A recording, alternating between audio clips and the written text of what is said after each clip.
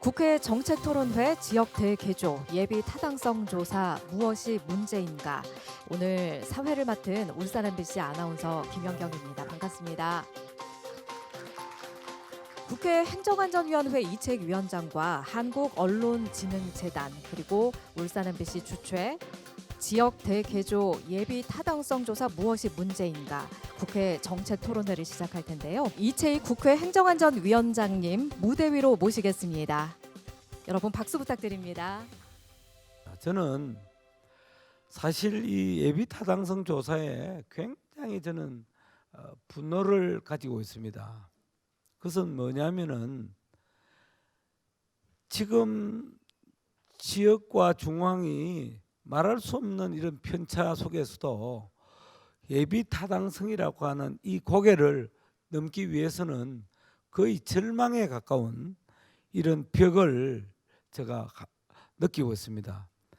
제가 하나 예를 들어보면은 울산광역시가 여러분 알다시피 대한민국의 산업 수도입니다.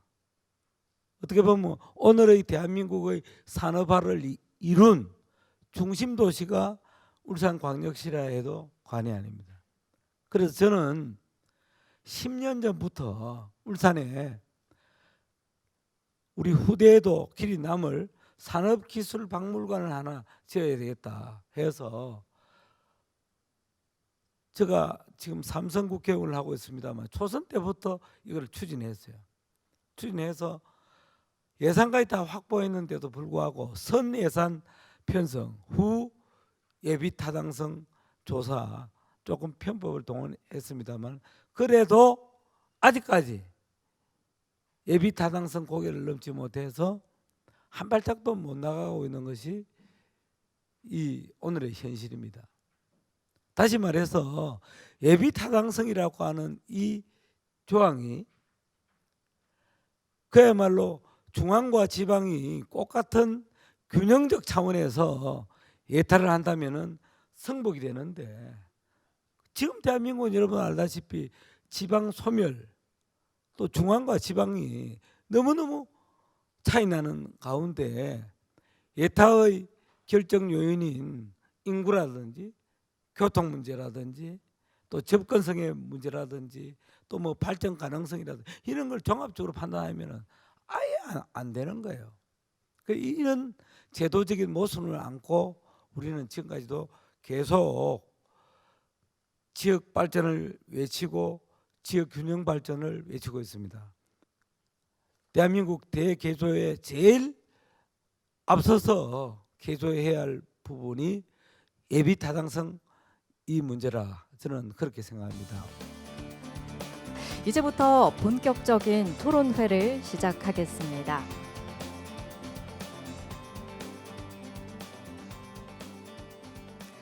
네, 수도권 집중화, 지역 소멸화는 지역 균형 발전에 아주 중요한 과제입니다. 지역의 경제 발전과 인구 증가를 위한 주요 인프라 사업을 추진하는 데 있어서 예비 타당성 조사는 아주 중요하지만 그와 마찬가지로 또 높은 벽이 되고 있기도 하죠.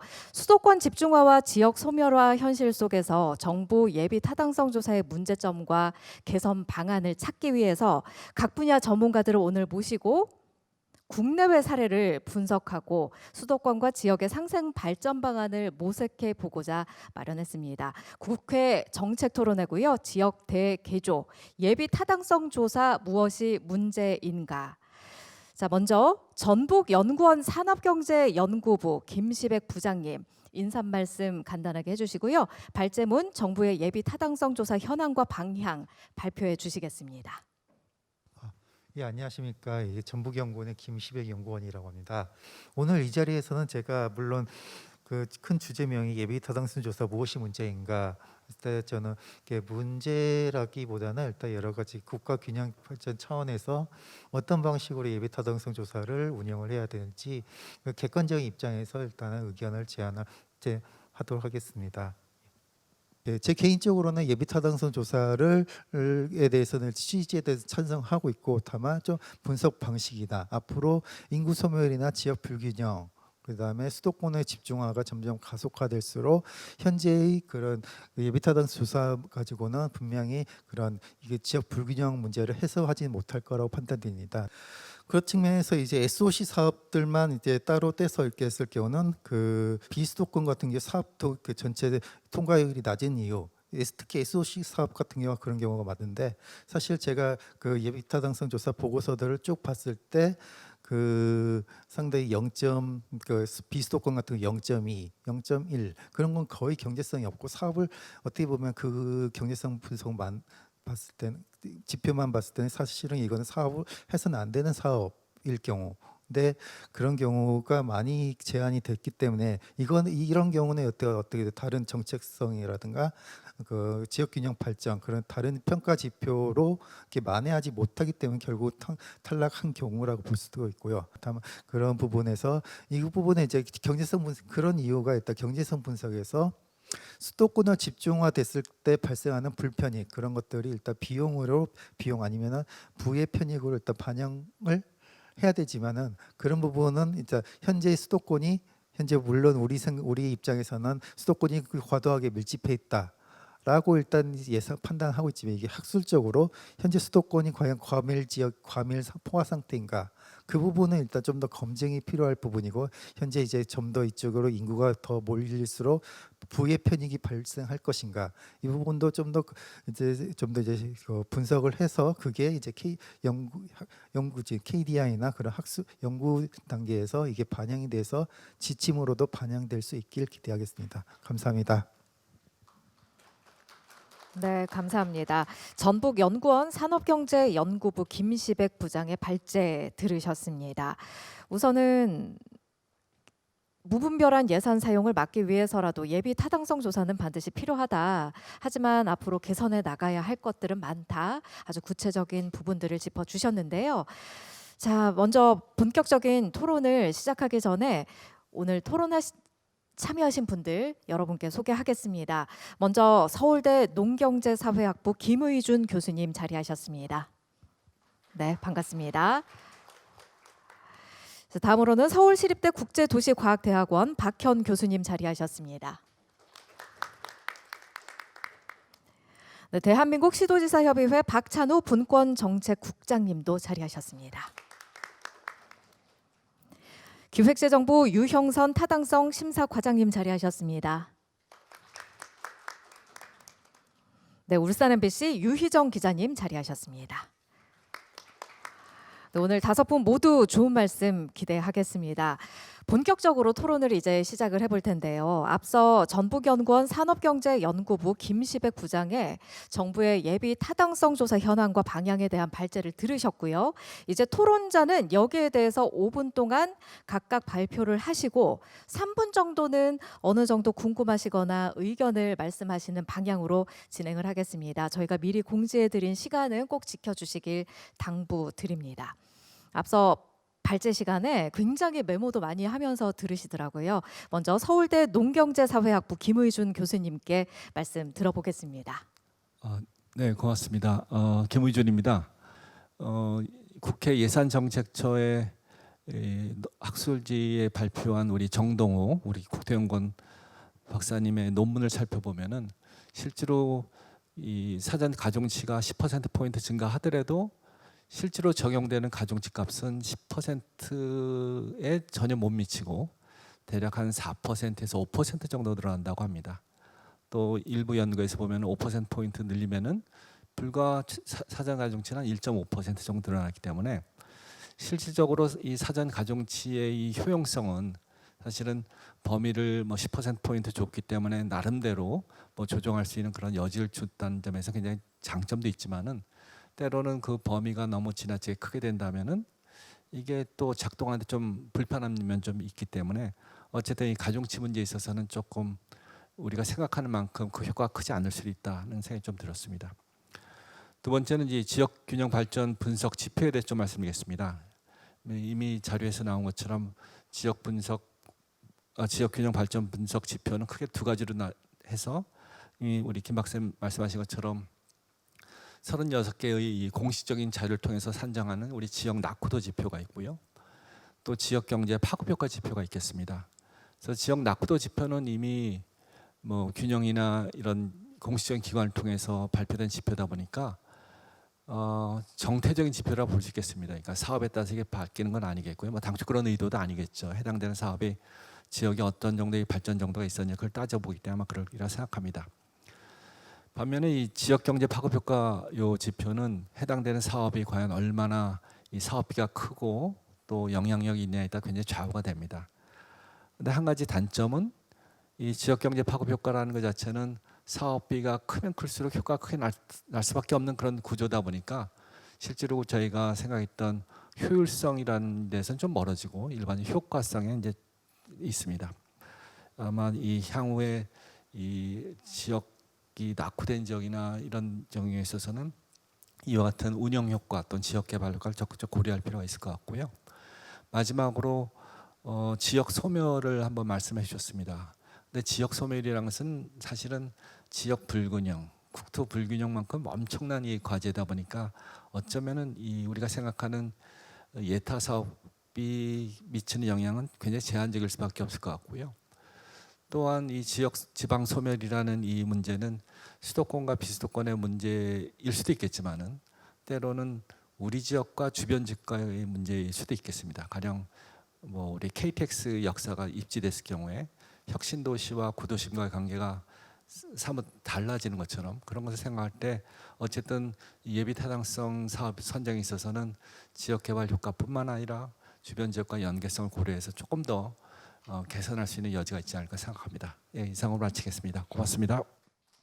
자, 그럼 다음으로는요. 서울시립대 국제도시과학대학원 박현 교수님께서 의견을 표해 주시겠습니다. 감사합니다. 서울시립대 박현입니다. 중요한 행사에 초대해 주셔서 감사합니다. 사실 최근에 예타 제도 개선에 대한 정부 방침도 있었었고 또 그리고 이전 정부에서도 또 큰 폭의 제도 변화가 있었었고 해서 또 그리고 지금도 오늘 또 이런 예타 제도 개선에 대한 그 욕구가 있는 것 같습니다. 그래서 어떤 방향으로 가는 것이 효과적인가라고 하는 걸 보려면 지금 예타가 어디쯤 있는가에 대해서 한번 그 짚어보는 게 필요할 것 같습니다. 많은 분들이 아시는 것처럼 예타는 IMF 우리 뭐 아시아 경제 위기 이후 우리는 IMF 위기라고 그러지만요. 그러니까 IMF 위기에 그 위기를 대응하기 위한 여러 가지 정부 개혁 조치 중에 하나로 도입되었습니다. 아주 간단하게 얘기하면 사업을 자르려고 도입된 제도라고 할 수 있습니다. 우리가 재정 운용의 효율성을 높이기 위한 제도라고 하지만 조금 더 꼼꼼하게 보겠다라고 하는 그 입장을 가지고 출발된 제도입니다. 사실 이 방에 계시는 분들을 포함해 가지고 많은 분들이 예타에 대해서 오해하고 계시는 분들 측면 중에 하나가 사실 예타가 지금 예산을 배정받는데 그렇게 큰 걸림돌로 작용을 하지 못하고 있습니다. 350여 개의 사업을 잘랐다라고 하는 것은 1999년도 이후에 누적된 숫자이고 지난 정부에서 약 3년 동안 그 예타 수행된 통과 건수를 보면 약 4분의 3 정도가 그 예타의 그 관문을 통과했고 여러분들의 그 예측하고는 다르게 지역 SOC 사업 같은 경우에는 거의 90% 제가 보니까 어떤 통계는 보면 89%가 예타를 통과했습니다. 즉 말하자면 지역 SOC 사업의 10중 8구가 예타를 통과하고 있습니다. 사실은 예타가 그렇게 꼼꼼한 예산 집행의 수문장 역할을 하지 못하고 있는 것입니다. 오히려 사실 공공투자는 이런 SOC 사업은 비효율이 발생하기 가능성이 가장 높은 곳입니다. 왜냐하면 공공투자 사업은 내 돈이 아닙니다. 여러분들이 요즘 그 유튜브 같은 데서 보면 많이 유행하는 내돈내산이지 않습니까? 내 돈 내고 내가 사는 거. 그렇게 하면 예타 이렇게 꼼꼼하게 할 필요 없습니다. 그런데 예타는 다른 사람한테 돈을 걷어가지고 또 다른 사람한테 또 다른 사람을 위해 가지고 돈을 쓰는 그런 과정입니다. 남을 위해서 쓸 적에도 예를 들면 생각해 보십시오. 여러분이 누구한테 선물을 한다고 생각을 하실 적에 예산 제약에 대해서 굉장히 생각합니다. 그리고 만약에 남의 돈을 내가 쓴다 하더라도 나한테 가장 도움이 되는 그런 방향으로 돈을 지출할 것입니다. 그런데 남의 돈을 가져다가 다른 남을 위해 가지고 쓸 적에는 뭐 그냥 그렇게 심각하게 생각하지 않습니다. 사실 우리가 하는 SOC에 대한 예산 과정이라 편성 과정이라라고 하는 것이 그런 곳입니다. 예타라라고 하는 것은 제도는 이런 상황에서 누군가 그래도 한 군데에서는 이게 내 돈이면 정말 이 사업을 할까라고 하는 걸 한번 생각해 보는 그런 제도입니다. 이미 그 관문이 굉장히 낮아져 버렸습니다. 그런데 이 제도를 지금 또 여기에서 더 흔들어 가지고 무력화시키면은 우리가 예타를 도입하기 이전에 굉장히 비효율적인 그런 예산 과정으로 돌아갈 것이라고 하는 생각이 듭니다. 사실 예타는 이런 미움받을 숙명을 타고난 제도입니다. 왜냐하면 예타가 성공한 가장 큰 이유는 오늘 또 굉장히 많은 토론을 발제자도 하셨고 앞선 김우중 교수님께서도 하셨고 어떻게 하면 정량적으로 지역 균형 발전, 지역 발전 효과가 이렇게 우리가 잘 잡아낼 수 있을까 하는 이런 논의들, 즉 객관적인 분석을 통해 가지고서 뭔가 의사결정을 하는 것입니다. 즉 한마디로 얘기하면 사업을 선택하고 예산 배정을 하는 과정을 탈정치화해서 가능한 효율성이라든가 형평성이라든가 하는 객관적인 기준에 의해 가지고서 하는 것입니다.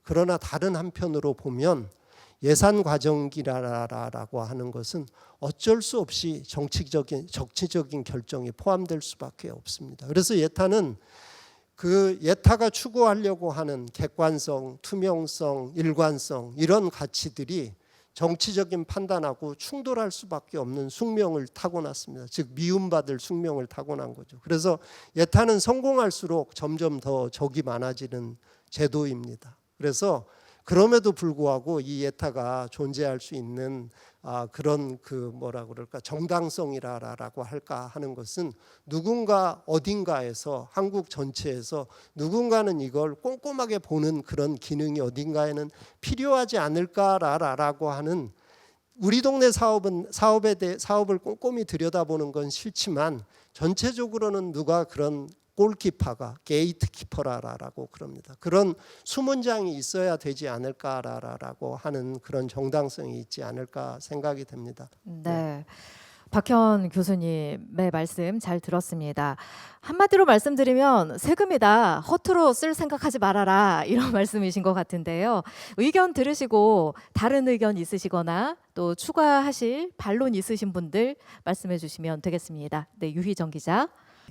지금 우리나라에서 이게 예타를 면제하는 형태로 나타나고 있는 거 아닌가라는 생각이 들거든요. 그러니까 즉 정보 생산 자체를 하지 않고 결정을 내리는 형태가 많이 일어나고 있는 것 같은데 이에 대해서 어떻게 생각하시는지 좀 궁금합니다. 네, 나쁘다고 생각합니다. 결국은 예타가 너무 일을 많이 해서 나타나는 부작용이라고 생각을 합니다. 그래서 사실 이전 정부에서도 그랬고 또 그리고 이전 정부에서만 그런 게 아닙니다. 거의 5년에 한 번씩 묵은 때 마치 하는 것처럼 주기적으로 이런 면제를 예타가 가지고 있는 가장 큰 미덕 가운데 미덕이 도저히 폄하할 수 없는 중요한 미덕은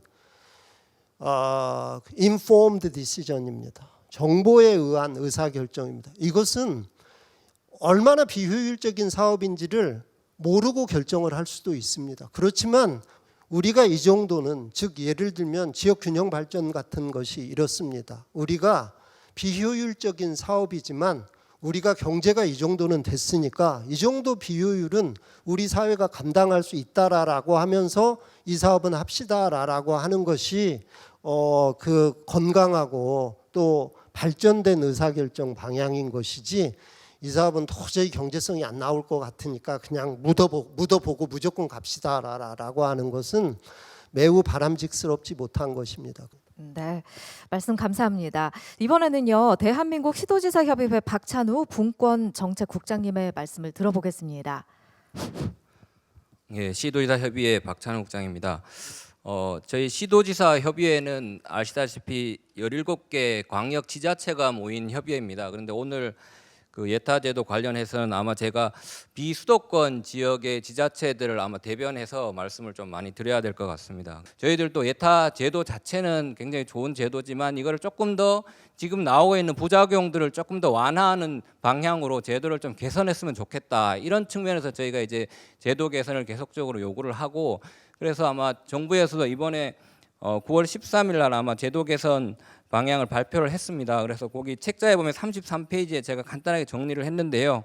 예, 굉장히 좋은 방향으로 많은 제도들이 도입이 됐습니다. 특히 이제 총 사업비가 500억에서 1,000억 원, 그러니까 상향 기준을 상향을 했고, 국비 기준으로는 300에서 500억 원으로 상향을 조정을 했습니다. 이 부분들은 지금 사업 규모들이 대규모화되고 하기 때문에 많이 지역에서 도움을 조금 받을 수 있을 것 같고요. 그리고 특히 신속 예타 절차 도입은 정말 현장에서 이렇게 저희들이 사업을 하다가 보면 신속하게 집행해야 되는 사업들이 있는데 예타 때문에 예타가 보통 한 1년 정도 걸리거든요. 그러니까 1년 걸리고 조금 중간에 뭐 예를 들면 문화재 발굴이라든지 뭐 이렇게 환경이라든지 이런 문제가 발생하면 1년 이상 이렇게 가기 때문에 그런 신속 예타 절차 도입은 굉장히 실질적으로 현장에서 많이 도움을 받을 수 있는 제도다, 이렇게 생각을 하고 있습니다. 그 예타 제도가 조금 더 객관성을 담보할 수 있는 제도이긴 하지만 지금 너무나 국가적으로 수도권과 비수도권 그리고 낙후 지역의 어떤 발전에 많은 이렇게 장애 요인으로 뭐 작용을 하고 있기 때문에 그런 부분들을 조금 더 반영을 해서 지역 균형 발전 항목 비중을 조금 더 상향해 줄 필요가 있다. 이 부분들은 조금 제도화시킬 필요가 있다, 이렇게 생각을 하고 있는 것 같습니다. 그리고 그 여기는 R&D 사업에 대해서는 지금 설명이 없는데요. R&D 사업은 지역 균형 발전 항목이 지금 전혀 반영이 되고 있지 않습니다, 가중치에. 그래서 뭐 정책성, 경제성, 그리고 보면 이제 R&D 사업 같으면 과학기술적 타당성 분석이 들어갔고요. 그래서 R&D 사업 같은 경우에도 그 지역 균형 발전 항목을 넣어서 조금 더 이제 지금 지역에서 먹거리 사업으로 제일 이렇게 많이 건의를 하는 사업들이 SOC나 이런 것보다는 주로 R&D 사업들이 많습니다. 그래서 R&D 사업에도 지역 균형 발전 항목을 가중치를 반영해 줬으면 좋겠다, 이런 의견들이 많았습니다. 그래서 종합적으로 저희 시도지사 협의회에서 뭐 17개 시도에 뭐 골고루 저희들 의견도 듣고 반영하고 여러 가지 개선 방안들도 마련하고 있지만, 특히 이제 그 저희 이번 정부의 지방 시대를 출범하기 위해서 지역 균형 발전 그리고 지방 분권 쪽에 많이 초점을 두고 하고 있습니다. 특히 이제 지역 균형 발전을 위해서도 우리 예타 제도가 좀 지역 균형 발전 차원에서 여러 가지 제도 개선 방안들을 많이 마련해서 우리 17개 시도가 골고루 발전하는 그런 대한민국이 되었으면 좋겠습니다. 감사합니다. 네, 감사합니다. R&D 사업 분야에서는 지역 균형 발전 부분 가중치가 없는데 이게 좀 개선이 됐으면 좋겠다 하는 말씀도 해주셨습니다. 이 부분에 대한 답변이나 예측은 아무래도 기획재정부에서 나오신 우리 유형선 과장님께서 살짝이라도 해주실 수 있지 않을까 싶은데요. 어떠십니까? 예, R&D 사업에 대한 예비 타당성 조사는 저희가 그 18년 4월부터 저희가 과학기술부에 이제 위탁을 해서 과학기술부가 전담해서 하고 있습니다. 그래서 그 부분에 대해서 과학기술의 전문성을 제일 갖고 있는 과기부가 하는 게 맞다, 이런 취지였고요. 그런 의미에서 제가 이 자리에서 과기부 R&D 예타의 평가 항목에 대해서 언급하는 것은 조금 어려움이 있다, 좀 양해 부탁드리고요. 다만 과학기술 R&D 사업의 경우는 방금도 말씀드렸듯이 과학기술로서의 전문성이 제일 중요하기 때문에 지역 균형 발전 요소가 뭐 고려될 필요는 있겠으나 그 부분이 너무 강조되면 조금 그 사업 자체의 정확한 타당성을 평가하기 어렵겠다, 이런 의견이 있습니다. 감사합니다. 자, 이번에는 울산 MBC 유희정 기자님 말씀해 주시겠습니다. 사실 발제해주신 김시백 박사님 포함해서 제가 전문가분들하고 함께 참석을 하게 됐는데 같은 토론자의 자리에 앉아있긴 하지만 저는 이 분야의 전문가는 아니고요. 이번 대개조 울산 MBC 특집에서 예비 타당성 조사라는 주제를 취재하고 있는 기자의 자격으로 참여를 했습니다. 그래서 사실은 전문가가 아니고 왜 우리 지역은 혹은 수도권이 아닌 곳은 비수도권만큼 기회를 얻는 게 이렇게 어려울까라는 근본적인 문제의식에서 저희가 방송을 준비했고 이 문제를 취재한 점에서 제 토론을 좀 해볼까 합니다. 사실 이제 여러 가지 말씀들을 듣다가 제가 이제 취재 과정에서 한번 취재를 했던 사건이 하나 생각이 나서 먼저 말씀을 드릴게요. 그 시골 마을에 이제 여러 동네들에 이제 할아버지 할머니들이 사시는 곳이 있는데 어느 날 갑자기 이제 도둑이 들어서 이 동네 마을에 있는 집을 싹 털어갔습니다. 그러니까 모든 집을 다 돌면서 그 집에 있는 사람들의 모든 물건을 다 필요한 현금이고 귀금속이고 다 가져간 거예요. 왜 이런 일이 벌어졌나 봤더니 그 마을 사람들이 전부 다 마을을 한꺼번에 비운 겁니다. 그래서 왜 이런 일이 일어났는지를 취재해봤는데요.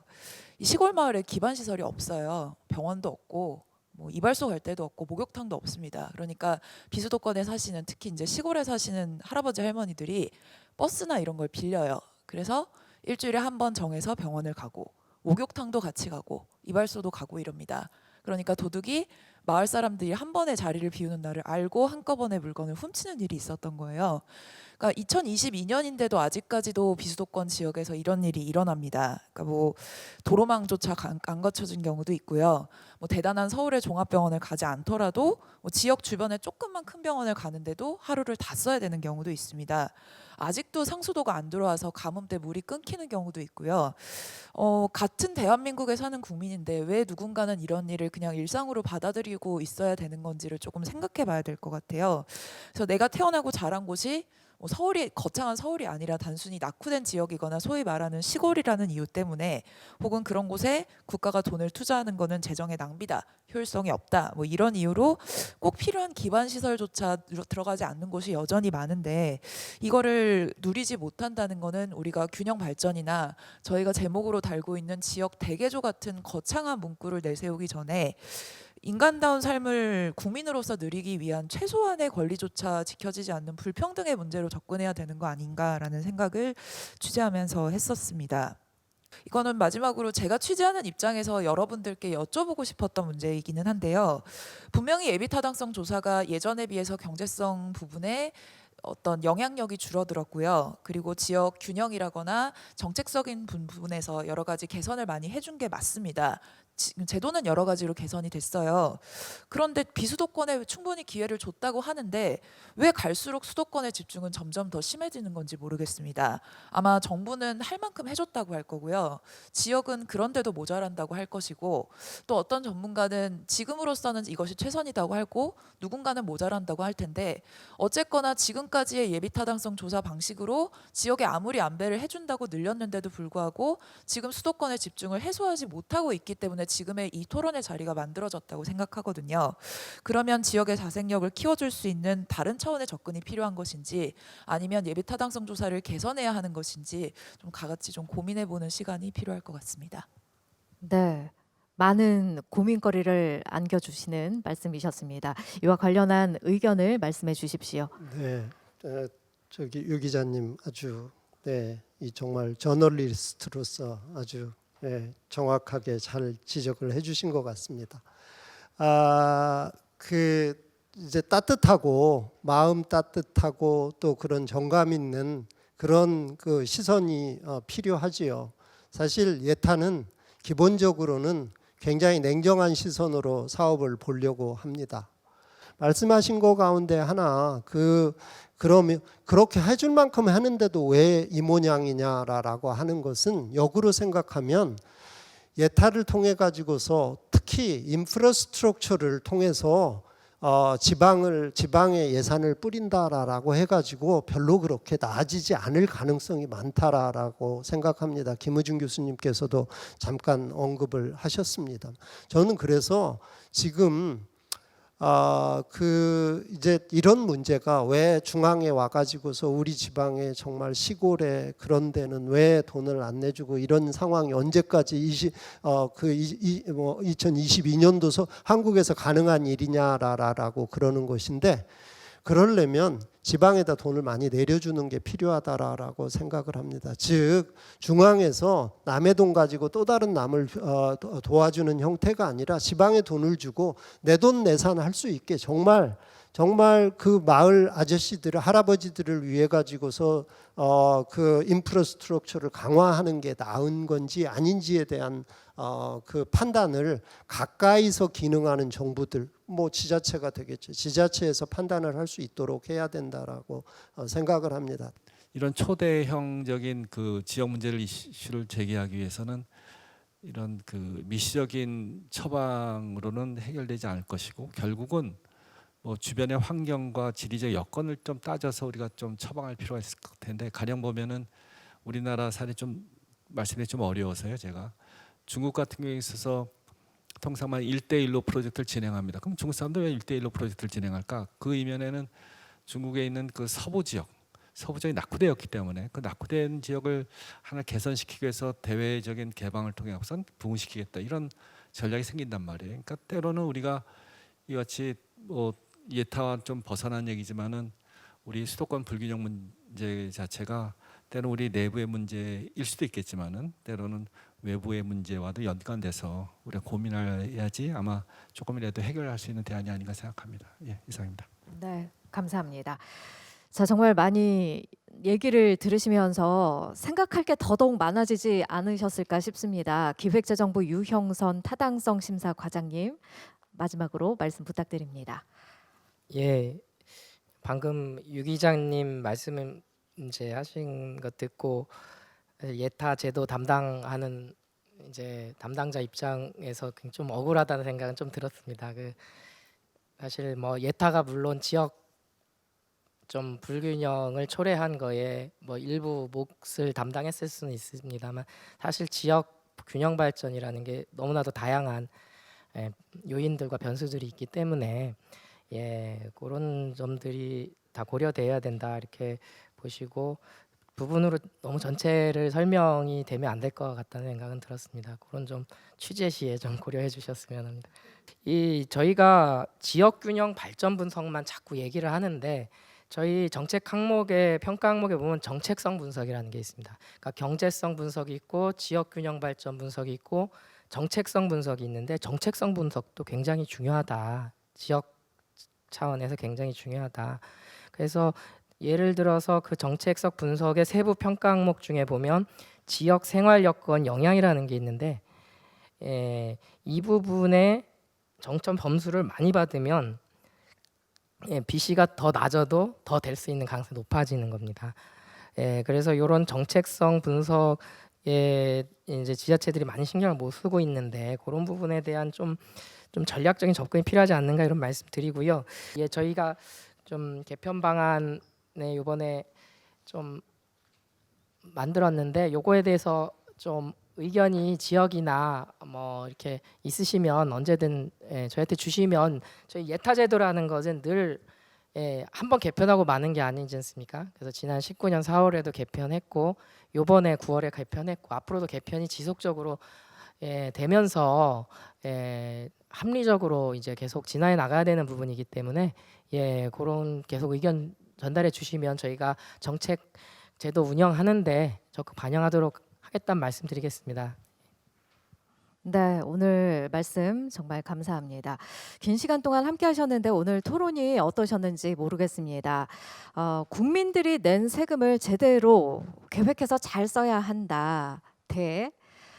너무 경제성 논리로 접근하면 지역에서는 좀 시작점이 다르다고 느껴진다. 오늘 주된 내용이 아니었나 싶은데요. 정말 생각할 점이 많아지죠. 저희는 오늘 이 시간이 수도권과 비수도권, 지역과 지역의 균형을 이루고 상생할 수 있는 방법이 마련됐으면 하는 바람으로 마련했습니다. 예비 타당성 조사가 좀 더 현실적이고 합리적인 방향으로 이뤄갔으면 좋겠다 하는 바람까지도 같이 담아봤습니다.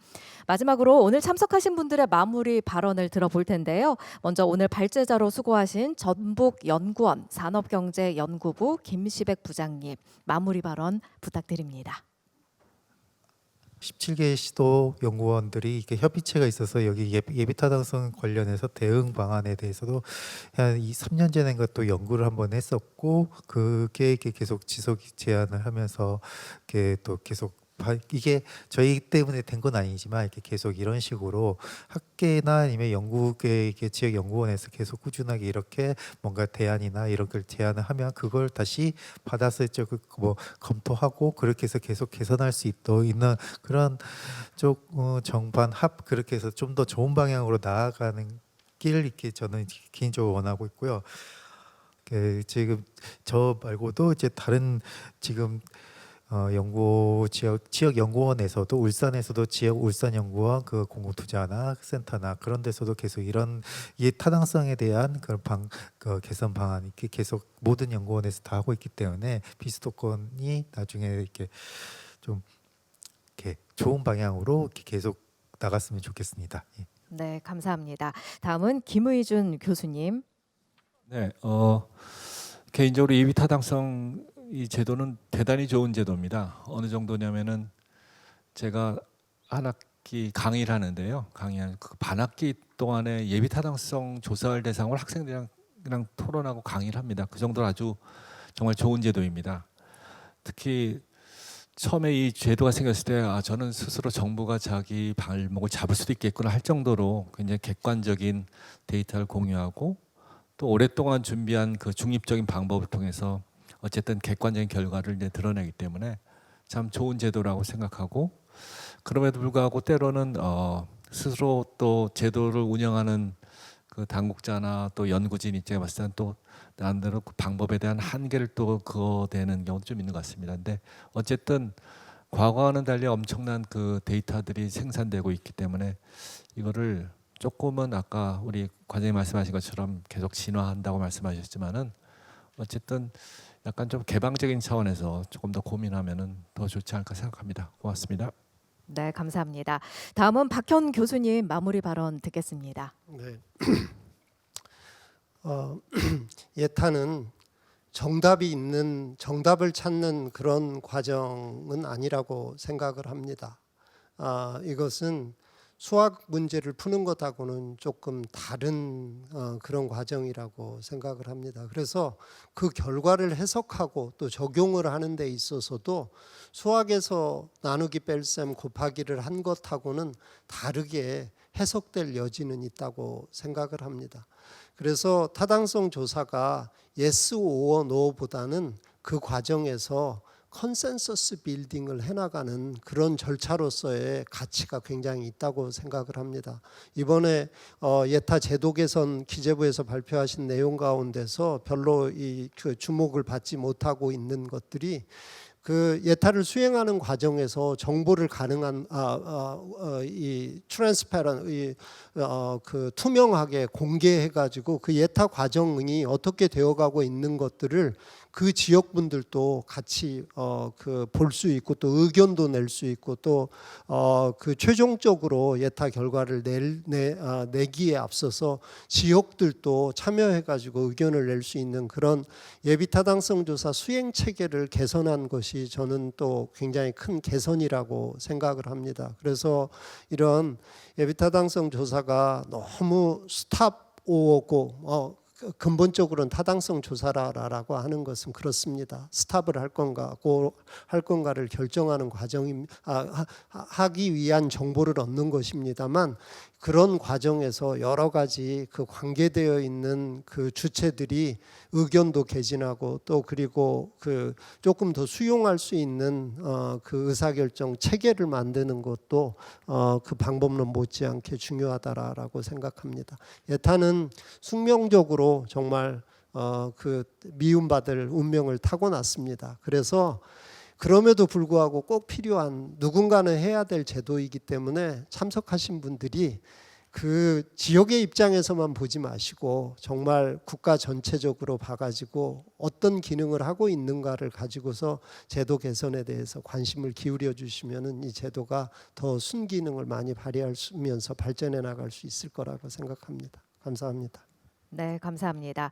다음으로는 박찬우 국장님의 말씀 들어보겠습니다.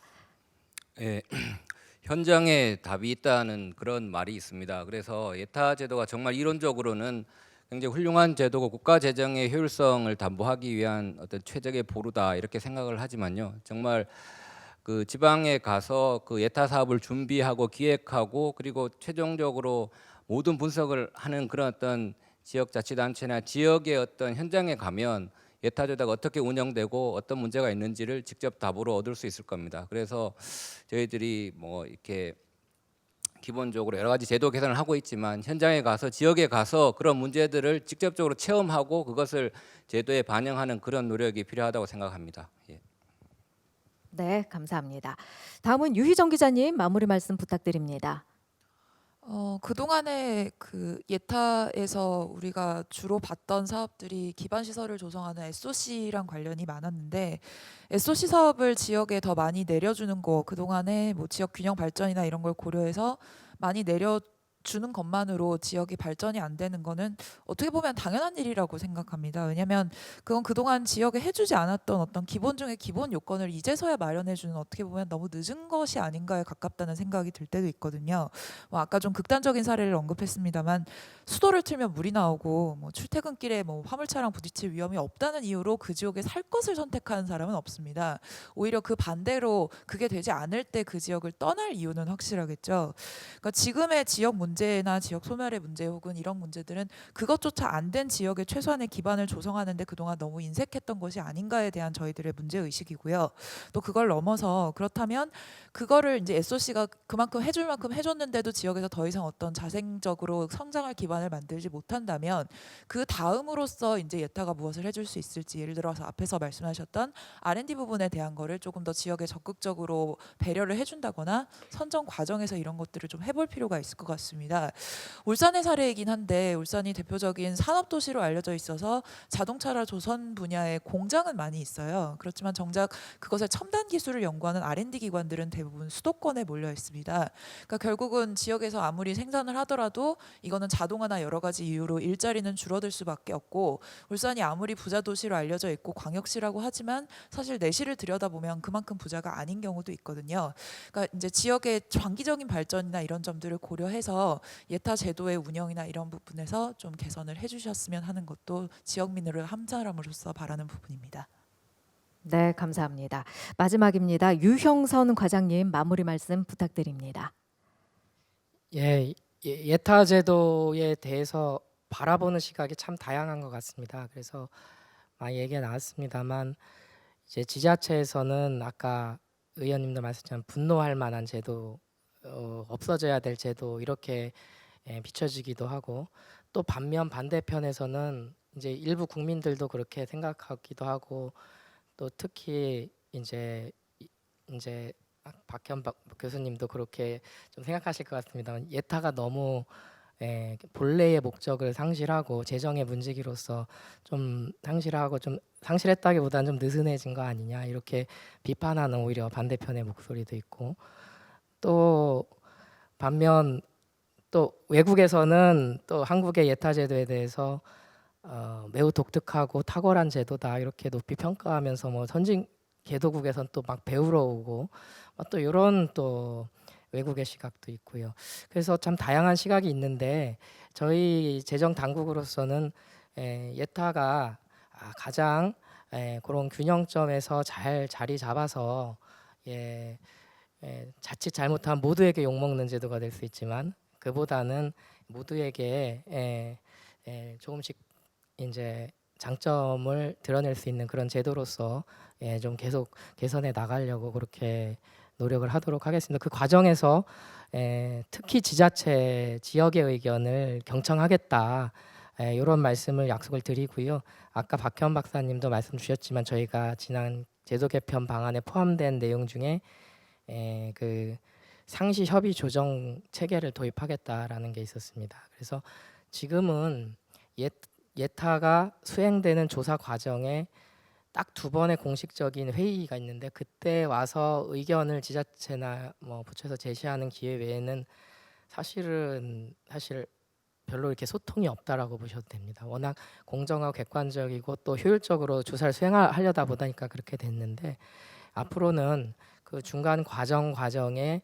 수시로 쟁점들이 있을 때마다 지역과 소통하고 지역의 의견들을 듣고 그러면서 뭔가 과정에서 누락되거나 오해가 있거나 왜곡되는 게 없도록 최선의 노력을 하려고 하고 있습니다. 그런 좀 내용들 고려하셔서 지자체에서도 전략적으로 좀 예타 제도에 접근해 주시면 어떨까 이런 생각이 듭니다. 네, 감사합니다. 정말 긴 시간 동안 의미 있는 토론을 해주신 6분 수고 많으셨고 감사드립니다. 오늘 토론회는 울산 MBC 방송과 유튜브는 물론이고요. 각 지역 TV, 유튜브, SNS를 통해서 방송되고 알려질 예정입니다. 국회 행정안전위원회 이채익 위원장과 한국언론진흥재단 그리고 울산 MBC가 주최한 지역 대개조 예비 타당성 조사 무엇이 문제인가 여기서 마치겠습니다. 지금까지 함께해 주신 여러분 고맙습니다.